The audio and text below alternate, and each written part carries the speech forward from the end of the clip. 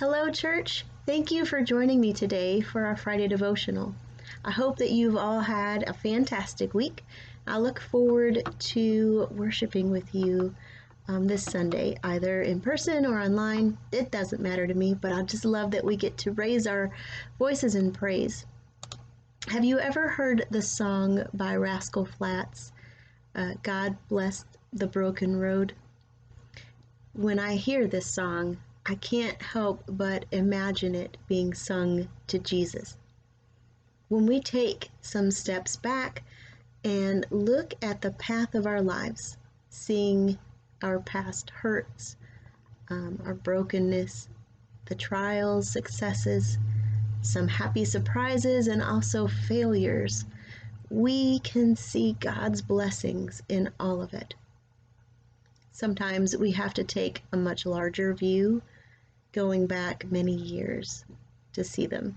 And sometimes we can't see a certain blessing because it is still ahead of us. Church, I know that God blessed the broken road that led me to the cross. When I examine my life, my experiences, I see His provisions, His grace, and His encouragements. He is a lamp for my feet and a light on my path. And He is for your path, and He is for your neighbor's path. We recently met my family in Pennsylvania for a family reunion ski trip. We go every year because it's usually the only time we get to see them. Pulling into the hotel parking lot is always such a relief after the long drive. But also, it's a relief because I get to go inside and hug my family. It is a relief to see them after a long year of missing them. This year, however, the drive was much more difficult than normal. On the way up, the Northeast was experiencing a terrific snowstorm. The snow was gathering on the road faster than it could be plowed. Footprints were covered just as quickly as they were made. The snow was coming down so heavy, and the rental car we were driving was not the best selection for this kind of weather either. So now one option for the route includes toll roads. The toll roads are very well maintained, even in snowstorms. So we have purchased a toll box that we use every year for our vehicles that automatically pay the tolls on our trips. Unfortunately, the last person who had used the rental car we were in also had a toll box, and it was still connected to the license plate. Instead of fighting with the mess of it, Jason decided we would use the GPS's option to skip all of the toll roads altogether. On a normal weather day trip, this would have been a great solution and even give the kids in the back seat a more scenic drive.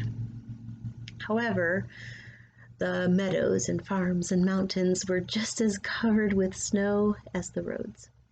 It was beautiful, yes, and bitter cold, maybe 10 degrees as we approached the ski lodge's mountain. The 2-lane road that leads up the mountain is steep, it's winding, and it's very narrow. It's also incredibly slick when covered in snow.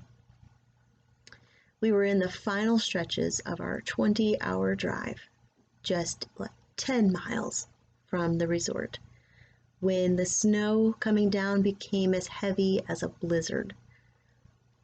We were trying to climb a side street, but the tires on our rental car just could not grip the road. If we had figured out the toll road mess, we would have arrived at the hotel well before the blizzard conditions started.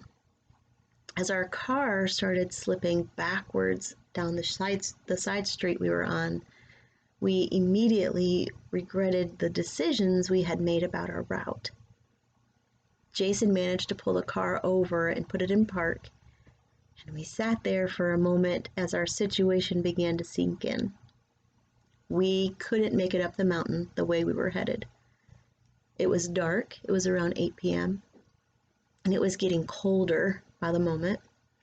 There was no end in sight of the snow coming down, and neither Jason nor I had signals on our phones.